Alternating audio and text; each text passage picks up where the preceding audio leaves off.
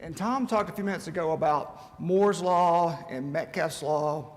And pretty much everybody agrees that that's fact now. That's the way the world works.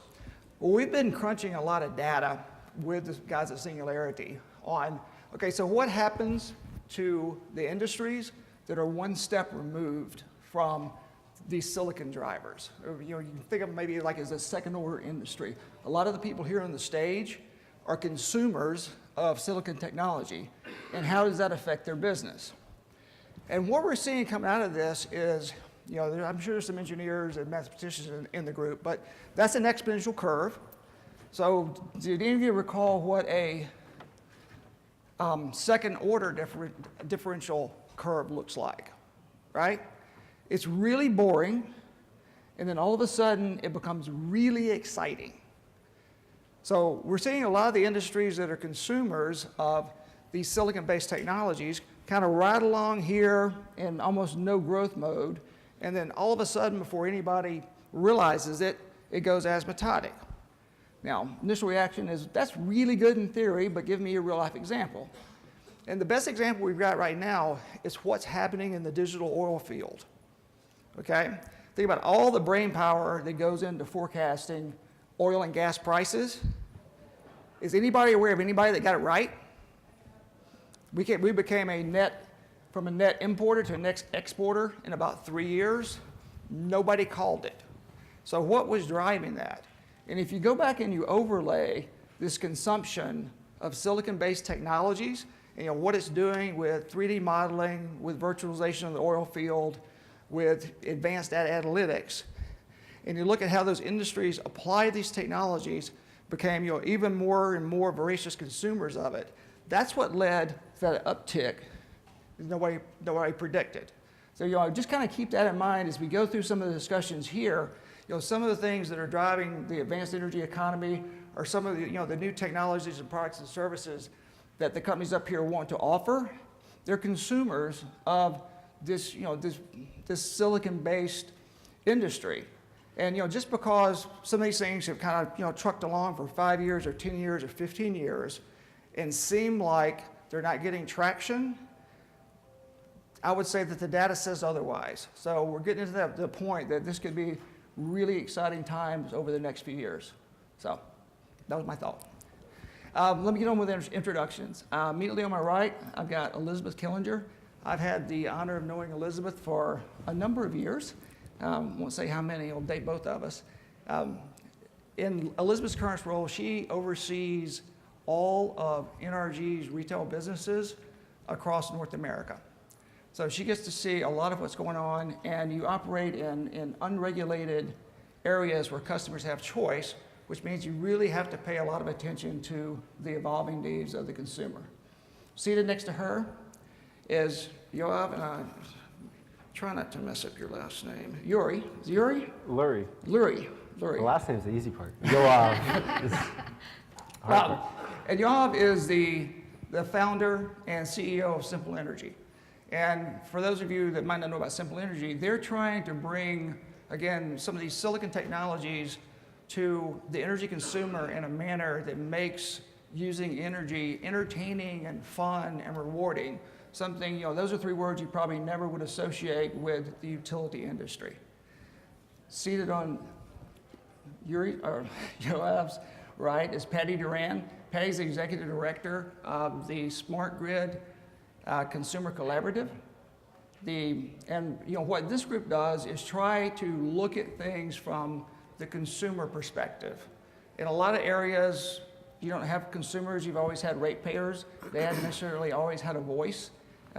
So they try to, and they'll get more into what they do later, but they try to make sure that the consumer's heard in a lot of the noises out there. And finally, at the end, Graham Richards. He's trying to go now. Graham is the CEO of the Advanced Energy Economy. He brings a wealth of knowledge in both energy as an investor. Works a lot with policy groups, a lot with businesses. How can we get this advanced energy economy to blossom? How can we get people to work more together? And bless his heart, he was the mayor of Fort Wayne, Indiana for 20 years. And I'm sure there's some great stories there, but I can't imagine what being in that public position, seeing all the stuff that goes on here in Austin with our mayor, city manager, and whatnot. So with that, I'm going to start off with Elizabeth, if you give us a few remarks. Sure. So as David mentioned, I am with NRG. And for those of you who may not be familiar with NRG, we're the largest independent power producer. We're the largest seller of solar in the country. We have the second largest retail electricity business and the largest retail electricity business in the state of Texas. And what we are really passionate and excited about, and I am in particular, is this new energy future and bringing the benefits that this new energy future will have to the customers. And we think two things are driving that. One is innovation and technology, right? Who here, question for you, who here has actually seen a solar panel? Okay, good. Who has held a solar panel? Okay, so a good number. So I actually have a solar panel right here. This is a company that NRG bought late last year, makes this solar panel. And we believe in giving customers access to generate their own power at the smallest level. Like this actually will help charge my power packs or my phones. And also we believe in using the new technology that's available to bring that power generation capability to consumers' homes, to really help empower them to make the choices about the energy they use, the time in which they use it, and the sources where they get it from. And that leads to the customer choice and control. When customers begin to taste what it tastes like to be able to make those choices, they're going to make wise choices, and they're going to be more opinionated than they were before. Just like all of us, before we had a cell phone in our hands, or before we had choices on what water we were drinking, or all the choices that those of us who have seen this consumer evolution happen over the years, before we made the choices, we didn't really care. Once we saw the difference, we were passionate about the difference. So at NRG, I really believe we're ushering in this era of personal power where people can make the choices, not only for the devices we hold in our hands, which actually are critically important to doing what we do every day, but also to power our lives and our homes and our families and our business at home, and even more importantly at times on the go. And one thing I forgot to mention about Elizabeth is she is definitely passionate about making the world a better place for future generations. And you can kind of see that in a lot of the philanthropy that she does. Yoav? I'm Yoav Lurie. I'm the CEO at Simple Energy. We are a 60-person software company based in Boulder, Colorado. We work with mostly regulated utilities, but also some municipal and competitive utilities and retail energy providers, mostly across North America, and just opened an office in Europe. And what we started out, when we started the company 4 years ago, it was primarily to get customers more engaged in energy saving. What we had found is that regardless of the technology that was available, the primary blocker to getting anyone to do anything was that they just didn't care. They said they cared, and they said they would change their behavior, but in the same way that I say every day, I'm going to wake up early tomorrow morning and go on a run or go to the gym. And every morning I somehow fail to do that. And so what we found is that really getting the customer engaged, that initial level of engagement, was the thing that the industry was failing to do, no matter how exciting we thought the technology was. And so what we've been able to demonstrate is that we're able to get customers to save without devices. We're able to get them to save on average over 4.5%. We're able to do this by getting them to actually pay attention and actually engage with their energy use. So there's a large California utility that has several hundred gigawatt hours of energy efficiency that they have to deliver, mandated by the California Public Utility Commission. Last year, we accounted for 35% of that goal, and we accounted for 35% of that goal on about 3% of their budget and only touching about 15% of their households. And so each one of those households is saving over $165 a year on their power bill, and they're doing it because they got an email from us that said, here's how you're doing, here's how you could be doing, and oh, by the way, if you do a little better, we'll give you some points. Yes, we'll give you points. We'll give you points, and one day if you amass enough of those points, maybe, just maybe, you can get a $5 Starbucks gift card. Turns out that the average person who gets a $5 Starbucks gift card has already saved $35 on their power bill. They may or may not know that, but they have. And what's great about that is we actually got someone interested and engaged.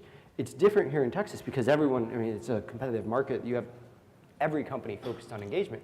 Investor-owned utilities in the regulated states haven't been doing that and have not historically been engaging their customers in that way. Last month, we took that to the next level, and we introduced a marketplace with a number of utilities where we're integrating their rebates. Utilities deliver over $3 billion in energy efficiency rebates to their customers every year, and we're making all of those rebates into instant rebates.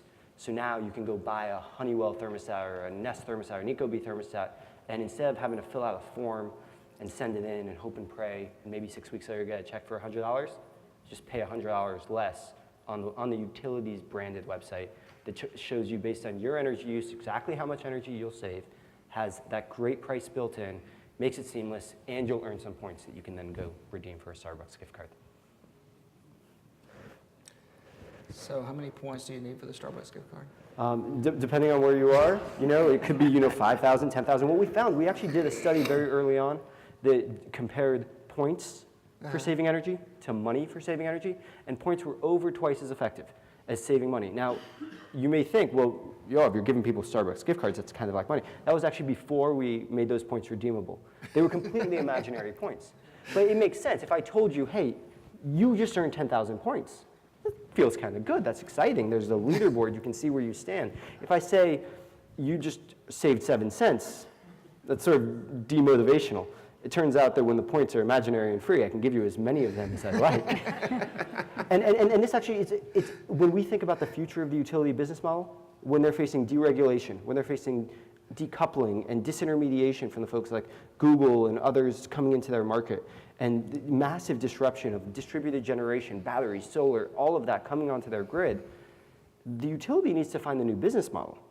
And this is what we're seeing in New York, even regulators embracing this and pushing utilities to find new ways to make revenue. And when we're selling a product, we make revenue on that product, and the utility shares in that. And oftentimes the customer shares in that. And so the customer gets a great experience, the customer gets a great rebate, the utility shares in the revenue and has a happier customer. And now we're also then contributing back to whether it's the utility shareholder or to a fund, depending on the regulation, that then provides more rebates for more customers and further subsidizes it. And what we're solving is that initiation problem, getting the customer over the hump to actually get them to take action. Okay. Patty, I think you probably have some thoughts along those lines. Yep, sure. And Simple Energy is a member, by the way, so thank you for that. We're a nonprofit focusing on consumer engagement and research. We've been in existence for 5 years. And just coincidentally, with the Energy Thought Summit, we released a piece of research yesterday called the Consumer Pulse and Smart Grid Segmentation Study. And it's our fifth, what we call wave, or fifth time to go out into the field of the US citizens and ask them questions about what they think and what they know, what are their preferences, and what is their awareness. And the reason we do this is really our foundational research, although we do about 4 to 6 pieces a year. This annual wave is our foundational research because it is really a level set for who's out there. What do citizens know? What do they think? What do they care about? And what items might they be interested in purchasing when it comes to electric utility or new energy technology opportunities? We surveyed, and the research has a 95% confidence interval with a 3% margin of error, so it's a very professionally done, credible survey. And part of the reason we produce this research is to combat or expand the knowledge about consumers, because there's often conjecture and hypothesis about what consumers want and what they think.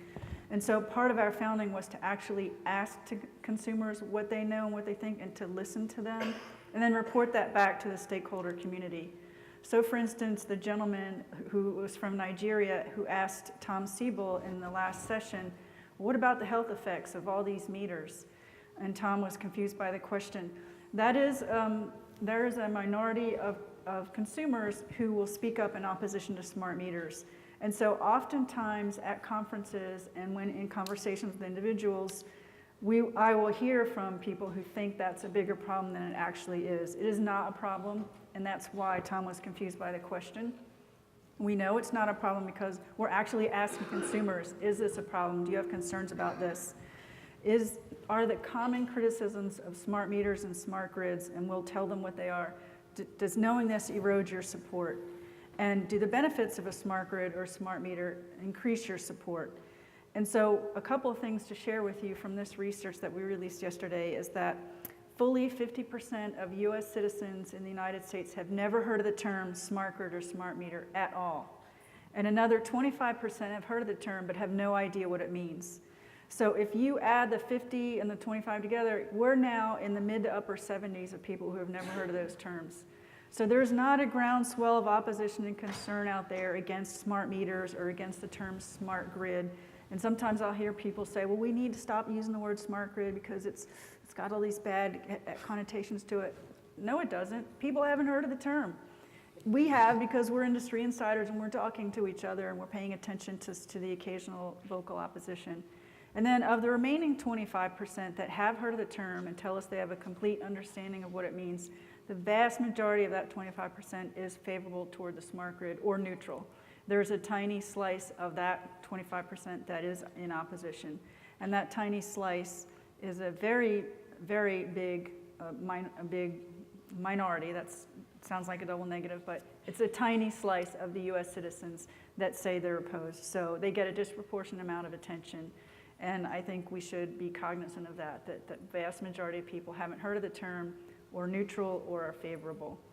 And then what I want to share with you from the study is that we've identified 5 broad categories or segments of consumers in the US and what they care and what they know and what they think about energy, with probably 3 of the 5 segments, probably a good 80% of the US citizens who are favorable and care about energy technology and are interested in utility programs and services or are interested in third-party products. We've tested 11 different utility service and programs or third-party products and have a really solid understanding with solid demographics on what it is that people want, from prepay to online bill payment to home energy management systems to solar and EV, and I won't read you all 11, they're in the research, but we've got pretty good research about what consumers want and what they know, and I'm happy to talk more about, but before I turn it over back to the moderator, one interesting thing that came out of the research is there's a very high level of interest among US citizens for variable rate pricing. And one of the concerns I have about smart meters is that they often don't bring with them value to the consumer. Not yet anyway, I'm hoping that's to come. So we still have dumb pricing. We still don't have good access to data by consumers or the value that data could bring from third-party intervention or from more robust utility offerings. And so consumers, right now, what the research yesterday showed was that 60% of consumers would enroll in a critical peak rebate program if they were offered one. That's a really high number. And for the other variable rate pricing plans that we tested, the less positive ones in terms of upside to the consumer with no downside, like time of use and critical peak pricing, real-time pricing, consumers are interested in those pricing plans in the range of 25 to 50% of interest in enrollment. So a lot of consumer interest out there in smart grid programs and services. Thank you, Patty. And Graham, I have to say, I love the name of your organization. Thank the you. Advanced Energy Economy. Thank you. Whoever came up with it, it kind of rolls off the tongue. So tell us a little bit more about that. Well, thank you. The Advanced Energy Economy is a relatively new business association, now active to have a positive impact on a prosperity agenda with a vision that the world can run on secure, clean, affordable energy. So think of us as bringing together our friends in the wind industry, in the solar industry, in energy efficiency. I know you were planning to have O-Power and Alex here, and they're a member, Simple is a member. But we also have other members like Landis+Gyr, Toshiba, Johnson Controls. We have Apple and Microsoft, for example. And I wanted to take a little different tact in just commenting on the question of our panel, which is, what is it that customers want? And there's a dimension of the customers that we've been hearing about, very important, that one of our member companies, Nest, for example, is involved in, and that's the home, and the fully connected home. We've been talking a lot about that. But there's another customer, the customer that we're seeing more and more becoming a member of our organization. We have about 1,000 members across our 25 states that we're active in right now. And those are companies exemplified at the very high end with the recent announcement with Apple, one member company, and with First Solar, with a direct purchase of 800 megawatts of solar. And so there's a customer out there, large and small, that we consider, whether it's a commercial establishment deciding to work with First Solar or Sungevity or SunEdison to put rooftop solar on a shopping center or on a Walgreens store. And so there's a customer that's out there that I think is also important for us to recognize. And that, David, is helping to drive change in the regulatory business model with electric utilities across the country. So one of the things we do very quickly, we've heard comments yesterday about the New York renewing the energy vision process.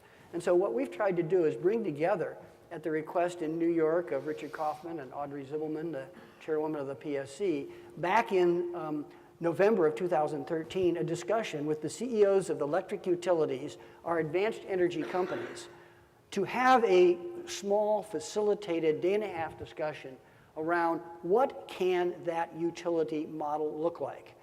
In the current process, what's called the track one of their REV process, our companies and our work represented and were cited about 70 times in the newly restructured and rethinking approach, much of that driven by consumers. If you are a hospital and you went through Sandy, if you are a building owner who lost power, if you have a critical data center that needs to be supported, like a Microsoft would be, or Apple, or many of the other companies, the criticality of having power that you can count on, power that you have some control over, and power that has convenience of service. So we talk about the control, the convenience, and the opportunity for that to be a driver as a consumer, meaning these companies and our members that are interested in that, in addition to the consumer in the home. Okay, thank you, Graham.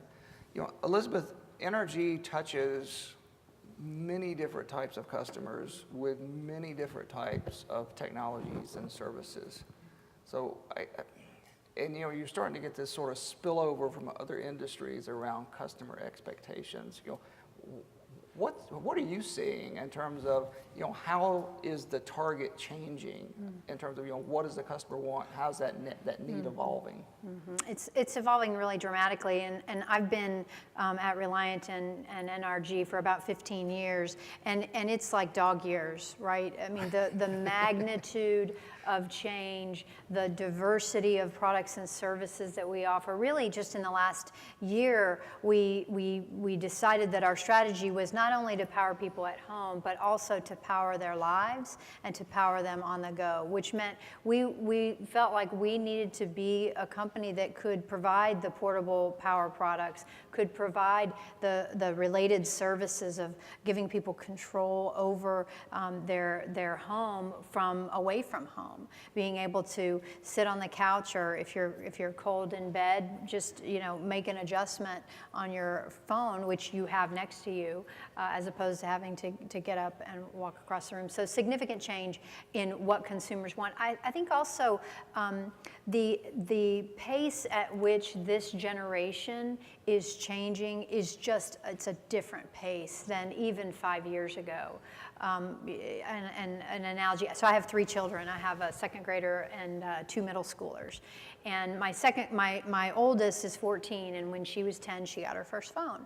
And, you know, I thought that was a bit aggressive, and it was. She was the only kid in her class with one. But then my youngest, who's in 2nd grade, came to me the other day and said, "Mom, everyone in my class has either an iPad or a Kindle. When am I going to get one?" And I'm like, how did this happen that I was aggressive just a few years ago and now I'm behind? And these little ones, they are using technology in ways that we never did. There aren't math flashcards anymore. they're playing games and they're doing them. So that's just an indicator of our future customer, and what they will want and expect will be different than any of us are expecting today. Even the people who are millennials today, what they expect this next generation. So we really have to organize ourselves to be relevant, to have offers and products that are easy to use, easy to access, and the customer has to be at the center of everything we do. And it's not a ratepayer, it's not about revenue, it's really about, are we really making raving fans with every customer experience we give customers. Okay. You know, Patty, listening to some of your remarks, you know, when I look at customer experience in the financial world, or customer experience with telecom or Apple, and then I look at the current customer experience around energy, there can be a little bit of a gap. I mean, you got a ton of experience here. What's causing the gap? I mean, why is there such a broad gap between what I can do on my iPhone and what I can do with my utility? Yeah, I like that understatement, a gap. I think one of the biggest causes is that the regulatory structure doesn't incent utilities to create what Elizabeth called raving customers. Is that what you called it? Raving fans. Raving fans, yeah. Because the utility is different from telephone. We have consumer advocates who are members, and I'll never forget a conversation I had with one of them when I compared the evolution of the telephone industry to the energy industry, and I've stopped doing that since this conversation, because she said, yeah, but if people don't have a telephone, they don't die. It's not the same. And so the fact is, we have a regulatory compact which says that the electric industry must provide lowest cost service to every single person in their territory. And that's because there are low-income people, there are seniors, that people that you can't basically survive without electricity during severe areas of heat and cold. And so, and also electricity powers our economy. We can't function without it. So while telephones are important and Apple is important, I've got Apple products myself, they're not under regulatory compact. And so as the regulatory scenario that has been successful for the last 100 years changes, I think consumers will start to move more into the forefront, and utilities will be speaking like she is about creating raving fans and creating new products and services that delight customers. But until the financial incentive changes and the regulatory structure loosens to allow innovation, which is why the New York Rev proceeding is so exciting to everyone that's watching it, because that's the beginning process. All eyes are on New York watching what they do, and if they get that distributed services platform correct, where the utility can compete and third parties can come in and offer services and products to consumers and have an animated retail market, then we'll see that gap close. And I think we'll see it close quickly. Okay. Can I make this maybe a little controversial? Because I think utilities often hide behind that regulator and the regulatory compact. And it's a funny thing. Because if you look at Ohio, for example, and you look at the regulatory structure of 3 utilities in Ohio, AEP, First Energy, and Duke, it would seem to you that they actually all live in different states. That the regulatory compact for Duke and Cincinnati looks meaningfully different when it comes to customer issues than it does for First Energy, where First Energy has very little energy efficiency requirement, where Duke somehow manages to get paid for negawatts. But they're both in Ohio. And they have very different smart grid implementations, very different behind-the-meter programming. And they're able to do this because the regulator is reactive to the filing of the utility. And so the progressive utilities, where progressive utility executives see the change, see the opportunities, are able to put forth filings, and that they're able to then get reactions. The New York Rev is trying to do something that Jim Rogers was able to do 10 years ago. Because he went to his regulators and said, you have to pay me for efficiency in the same way you pay me for generation. And it was a big fight, and he was an incredible innovator on that front.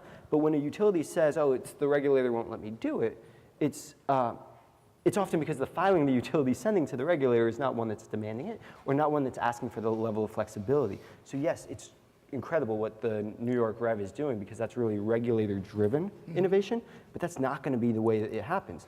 And what you're seeing is some of the biggest utilities who are getting this and trying to see how they can make new revenue from their customer, how they can innovate, they're buying their neighbors.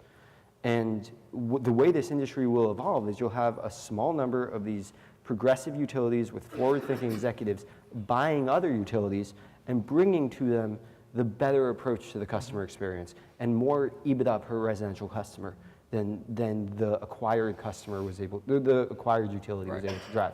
Yeah, I would agree. In fact, one of my question to you, or question/comment was, I can remember 4 years ago asking a certain California utility, what's this simple energy thing? Why are you doing it? And at that point in time, the response was, because I have to. And then fast forward 8 months or 10 months, it was, this is great. I have happy customers now. And just, it was just the resistance, in some ways somebody made them do it to begin with. And then in the short 8 to 10 months, it was like, this is great. I have happy customers. My CSAT scores are going up. Now, Graham, to your points around New York, I know you're heavily involved in that. Could you give the group a little bit more about what's going on and what you're all trying to do? Well, without getting into sort of the granular nature of this, as we all know, the difference between telecom deregulation and the change that is happening in the electric power sector is there isn't one national 1996 Telecommunications Act that could be passed, because the complexity of our wonderful system of electricity production and distribution and use is very decentralized and regional. So when we held a gathering recently in California, some of the most interesting comments with the 3 electric utility C-suite executives and our advanced energy companies, many of those companies offering solutions to the challenges of how you really engage and get delighted customers. The most provocative comments came actually from Steve Burbridge at Cal ISO, which is the regional authority for, as you know, making sure that power is distributed and delivered within a region. And he was talking about the opportunity under the Federal Clean Air Act, what we call Regulation 111D, and the demand by customers and the policies in the state of California now being pursued by the governor of New York to encourage customer choice, to make sure that you have reliability, to make sure you've got control of that power, and that you're meeting the carbon reduction and clean goals. And so what he said was, we're seeing now an entirely new thinking among Western governors about the possibility of having a collaboration among utilities from around the states, and that's beginning to happen, I think, in other locations as well. So this is a dynamic process, it's a complicated process, and I think the answer will be state by state, new changes in policy. Let me give you one specific example. If you happen to be from my home state of Indiana or some of the states that have not decoupled or have a regulatory model that is what we would call a traditional model, what we heard Tom say about the investments in cloud computing, imagine in some locations, it's not in the electric utilities' regulated incentive to outsource something that if they build themselves, they can rate base it and they can get a rate of return. And it's not in their interests to necessarily say, gee, I could save all this money by putting my system of software solutions, David, in the cloud. And so what we find is that every state is really different and each region is different. That's why it's going to take a lot of good, critical conversations to have the innovation, rather than confrontation, to have the innovation that will happen differently in states versus, say, Texas and New York or Pennsylvania, where we're also very active, California. The conversations have to be unique to that. And that's why this is a complicated challenge. It's not a one-size-fits-all in any way. Okay, thank you. And well, I won't hold off on this question, but just for thought, we're not going to answer it, but should there be the Energy Reform Act of 2020? Again, just for thought, we're not going to answer it. Something federal that actually does move the ball forward. Anyway, one of the things that we're seeing kind of across industries is this rise of what we're calling the experience aggregator. So if you think about how you interact with the world today, it's, it's around that device in your hand. And we're seeing, companies outside the energy industry making a land grab at that customer experience. I'm just going to kind of open this up to the group. Do you concur that that's happening? You think about, the way Microsoft is merging all their operating systems to a single user interface that can now touch the connected home, the interface in your vehicle, the interface on your phone, the interface on every single screen that you look at. Another large California company, same designs, been purchasing companies with those types of technologies. So it's one central point to manage all services, including energy as a service, and again, energy towards your car. But comments from the group on that?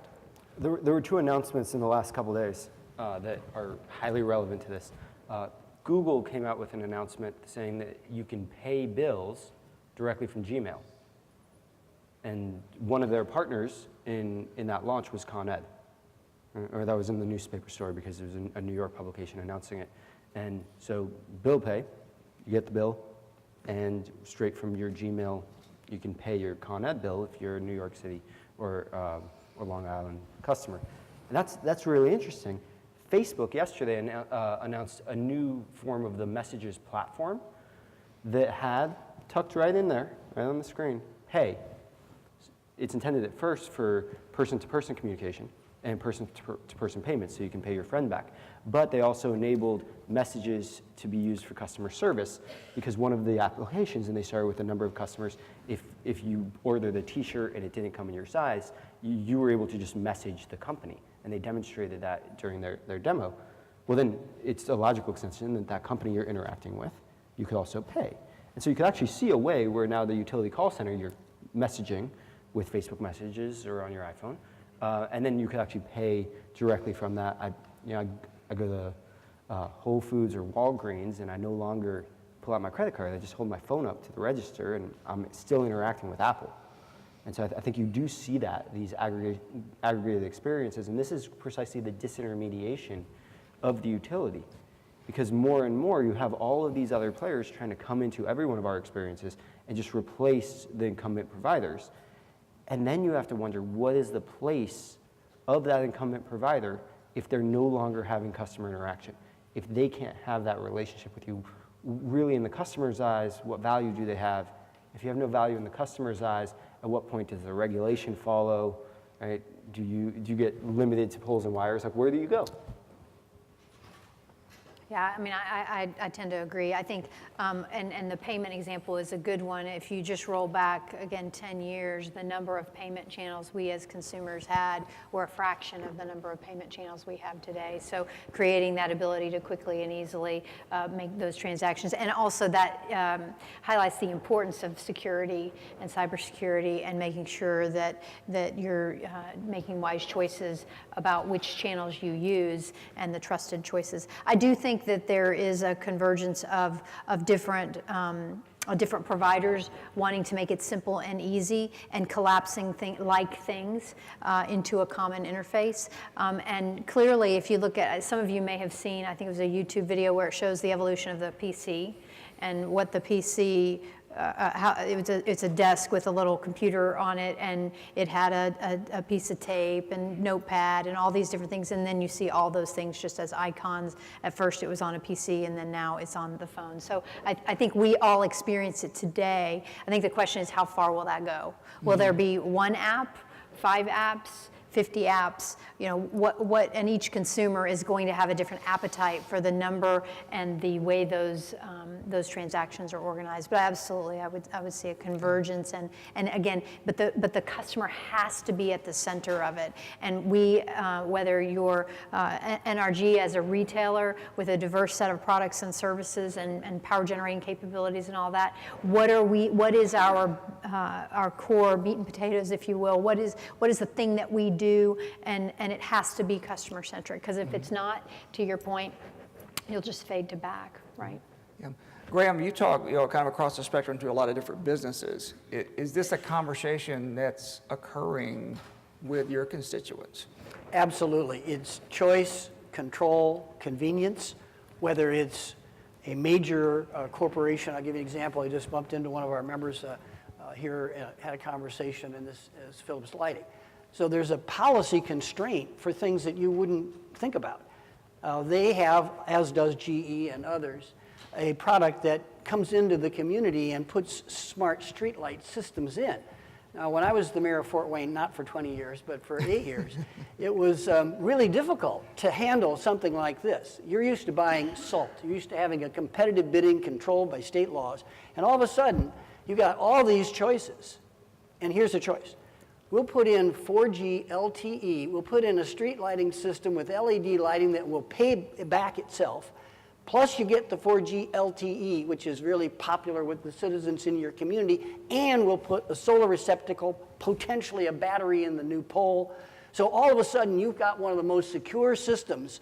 If you get hit, as I did with a tornado and 2 floods, and my home was without power for 12 days because of an ice storm, all of a sudden you start to think about, that whole question of choice, control and convenience in a very different way, David. So what we're starting to see is whether you are a city that is a consumer, whether you are a hospital in that city that wants to maintain power, or whether you are an individual, as my father, who was on congestive heart failure lung machine. We built, fortunately, a standby old-fashioned generator, $5,000 to make sure, and during that 12 days of outage, that was critical to his life support. So what I think we're seeing is almost every day we have a new young company like Simple or others that are generating these new solutions. Why are they doing this? One of the reasons is the way in which we've regulated electric utilities and given them a rate return. I looked this number up the other day. The telecom research and development budget and the pharmaceutical budgets, on average, are about 10 to 20% of gross revenues. It's reported that the utility industry spends less than 1% on R&D. Now, that's not their fault. That's the nature of the regulatory construct we put in place. So what I see happening is a lot of innovation. There's a great prosperity opportunity, whether it's Google and Apple, the big companies, or a lot of wonderful new innovative companies, many of whom are here today. So this is an opportunity for great prosperity and wealth generating. And so that's how we see these changes in these regulations and rules to encourage this market growth. Okay. And before we go, I see everybody kind of on the edge of their seats with hopefully questions, not trying to go to lunch. But before we do that, I'm going to kind of turn over to the panel. Are there questions you would like to ask of each other? I kind of see the sparks as each of you have been talking. I have a question for Yoav. I'm surprised that you're not more optimistic about the New York Rev proceeding, and I wondered if you could talk a little bit more about I'm sure you're following it more closely than I am, but I thought the idea was to animate the retail market and create a robust mechanism so that companies like yours and third parties could come in and really provide value to the residential consumer. So I wondered if you could talk a little bit more about your concerns with that when you say they're 10 years behind the game. Well, I should be clear. I'm very excited about the New York Rev. I think it's one of the few really progressive, regulator-driven moves. And it's regulator-driven because they have a set of utilities that have not been as bold as some utilities in other parts of the country to push them forward over time. So now it's come time for the regulator to do it. And so if you're waiting on your regulator to be the innovative party in the regulatory conversation, you will be waiting for a very, very long time. So I'm really excited about it. I think what they're doing, and it's an open process that's evolving. The most recent conversations seem to be going more towards utility innovation as opposed to third-party and new retailer type innovation. I think that's actually a really great thing because I think the utility has so much invested already in the customer experience in New York, and that they're trying to align incentives by expanding the ability for the utility to make revenue in new ways. So I think that's a great opportunity for them. The question is then going to be what solutions do the utilities come to demonstrate in the coming weeks we'll actually see utility demos. We're going to be a part of a number of those and are excited about doing that because the utility has a really important play there. I'll give you just one example of this not working as well.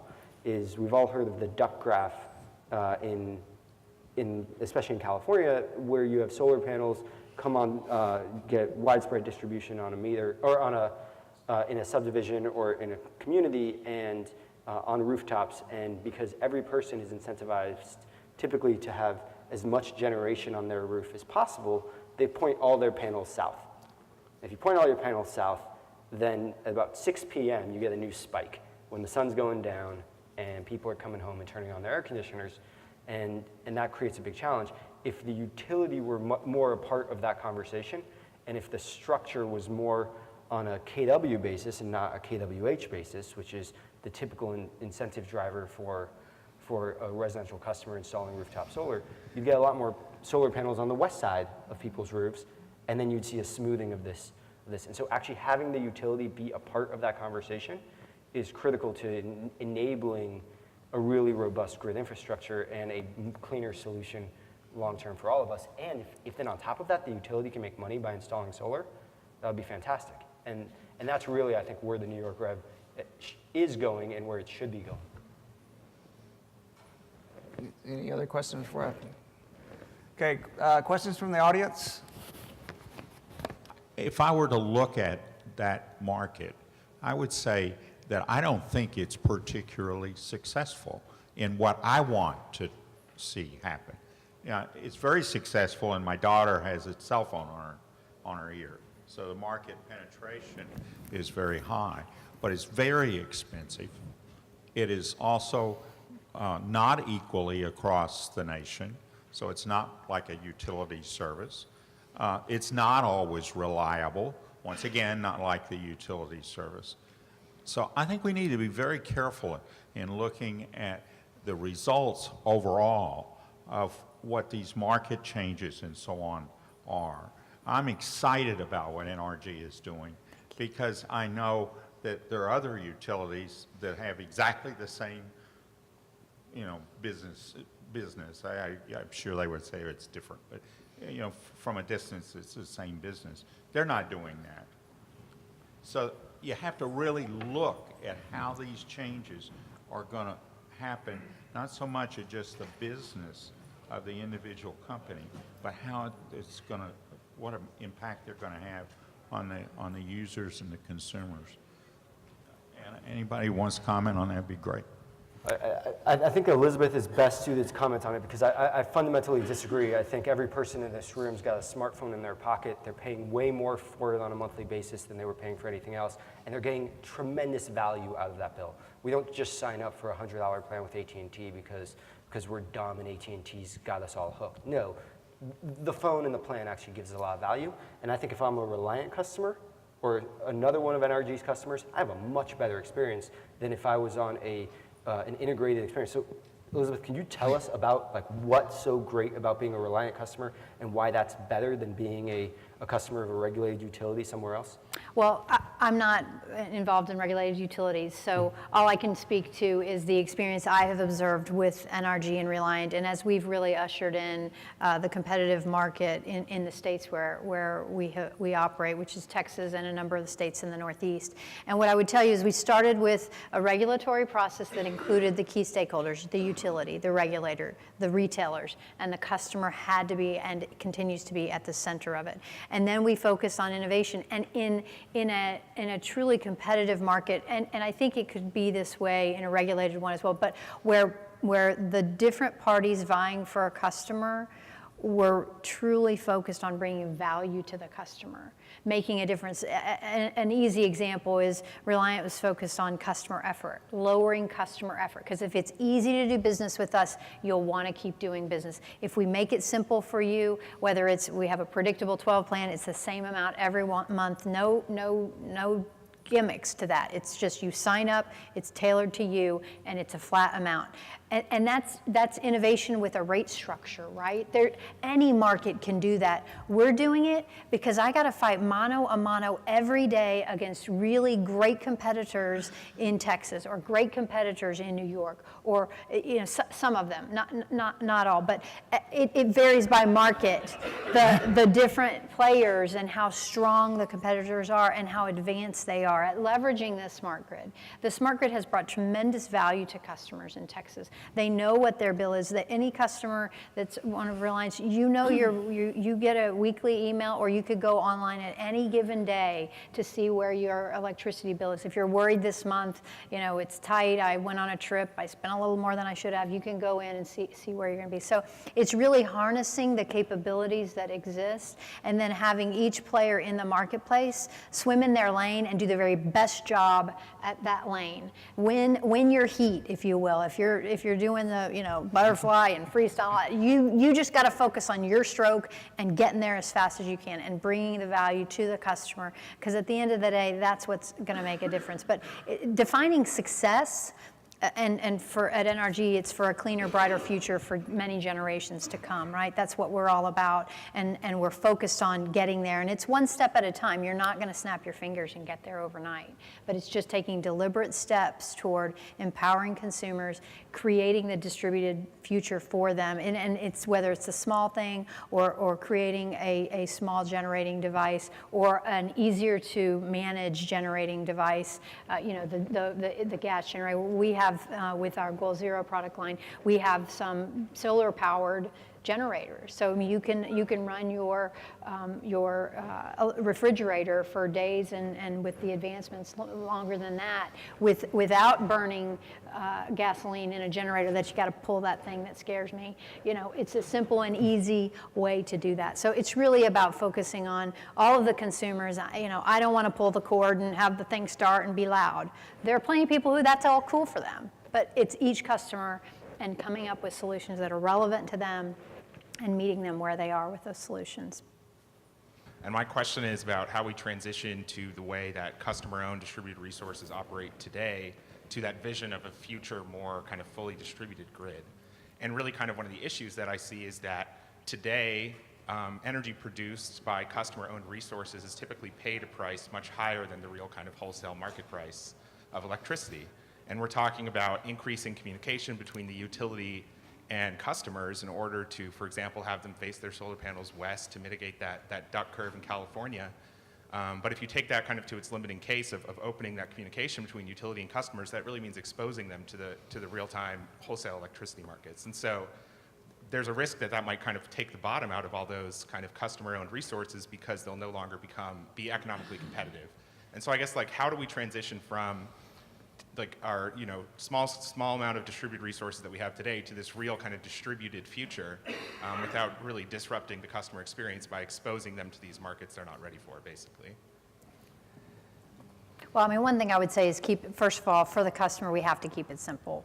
We cannot expose the customer to all of the innards of how this business really works. We need to give them safe, secure, simple solutions, and that also means a safe, simple way to transact about it. We have offers where it's a demand response solution, but basically it's called degrees of difference, and if we send you a note or a text and say, hey, can you reduce your usage tomorrow between 3 and 5, the state needs it, let's rally, we're Texas or we're Pennsylvania or wherever we are, and we make the call and we ask customers to do it, they do it, and we give them a credit. And whether it's points or credit, consumers will do the right, typically when called upon, when there's a need, and I can make a difference, I'll step in and help. So you're right, there are steps along the way, and we have to shield the customers from any pain around that, but making it simple, sharing the benefits, just like Yoav was describing, you share the benefits with the customers if benefits are created, and that degrees of difference example I gave,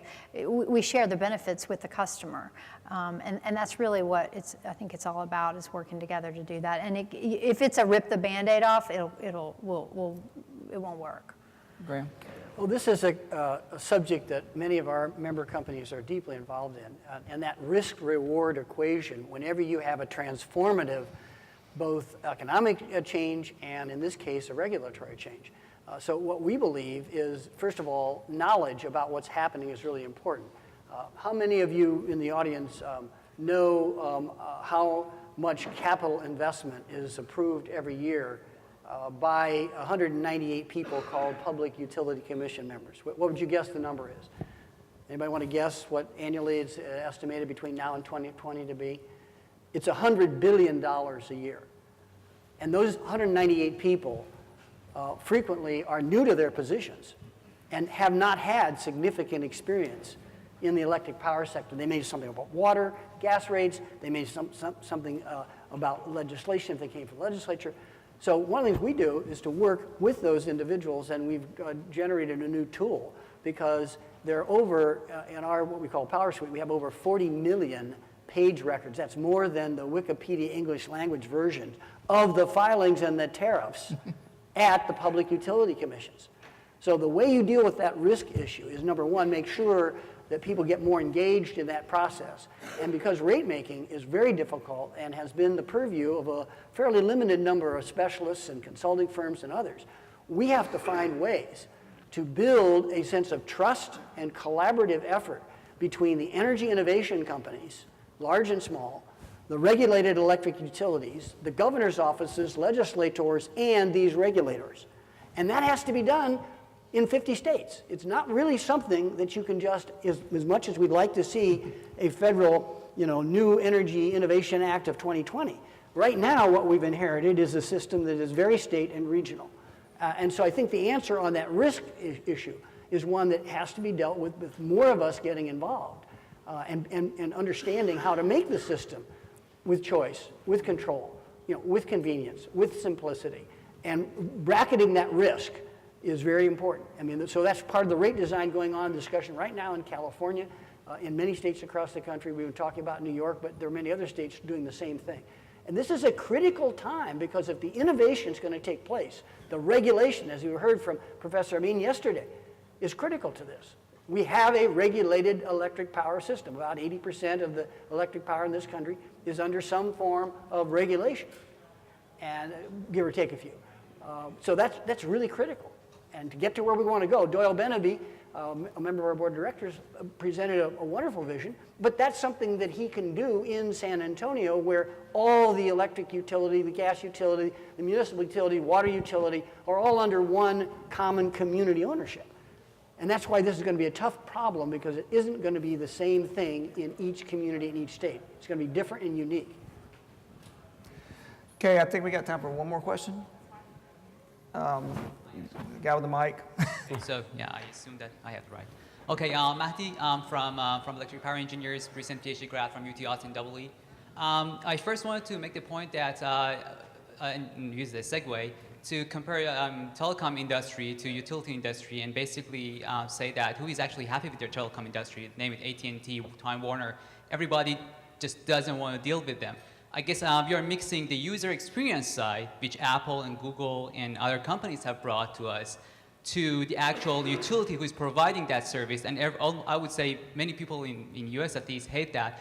And agreeing with the gentleman in the front line, the reason that, well, the evidence is that we are paying way more than Europeans and Asians for our communication services and telecom. And that's showing that basically it's inefficient. User experience, yes, of course, we have nailed it. Apple, Google, and others have done it. And using that as the question is basically saying that why utilities should try to take user experience in hand. Why not outsourcing that to other companies and providing the services to enable them to provide that user experience? Just similar to what car companies have started doing by letting in, Apple CarPlay and other, people taking care of that. And what are the benefits? What are the cons of that? If you can comment, thank you. So, and I think it's a great question, which is why should utilities try to own the user experience? And it depends on the utility. For Reliant, the user experience is fundamental to their competitive advantage relative to their competitors, and they're not one of our customers. And it's unlikely that for our customer experience and web presentment solution They'll be one of our customers anytime soon because they have a really good web experience and they're focused on it. But for a lot of other utilities where they're an integrated utility that's providing, in some cases, generation, but always transmission, distribution, and then also the retail experience, for those utilities, they've got a lot on their plate, and it's not a core competency for them to build out customer engagement software and to aggregate all of the energy usage data of all their customers, roll that up, compare it to other customers, disaggregate it, show which customers have AC, which ones don't, give them appropriate tips and suggestions, streamline that into an e-commerce platform that's integrated into their rebate system, and then enables them to buy a product that you can then aggregate into a demand response event. Like, that is not something that a utility, no matter how big, if it's an integrated utility, is likely to be able to do. We're a focused software company that's focused on delivering that solution to lots of utilities at scale. And for some of those utilities, primarily the competitive ones, they'll own that experience themselves. But for most regulated utilities and integrated utilities, they won't be able to do that, and they should outsource it, just like they outsource a lot of their other non-core competencies. And so we work directly with the utility in a tight relationship that's white labeled and branded. None of the 1.3 million households in San Diego who are interacting with our platform know that they're interacting with our platform. They just know that all of a sudden, San Diego Gas and Electric was able to give them a much better experience than they used to give them. And that is what's important. We make them look fantastic to their customers, and their customers are happy, and they're happy. Yeah, you don't have to build everything. I mean, and I know from my experience, sometimes you do feel like you have to build it and you have to own it internally. And in NRG's case, there are some things we choose to build, and we have people slinging the code and maintaining it and doing it, or we have people answering the calls. And then there are some elements where we say, you know what, we think we can do more for the customer if we have a third party provide a part of that service. But at the end of the day, they're our customer, and it needs to feel just like Yoav described. It needs to feel like they're getting it all from us, whether we're leveraging third parties who have more expertise than we do or not. And that's really where the opportunity exists, I think, for utilities and retail service providers to make sure you think of it holistically and go, I may not be the one to write the code or to create the hardware. I may leverage somebody else to do it, but I'm going to bring it to my customer and fulfill what they need and make their life easier and simpler and cleaner for the future. Okay, would you please join me in thanking the panelists for the time and the thoughts today?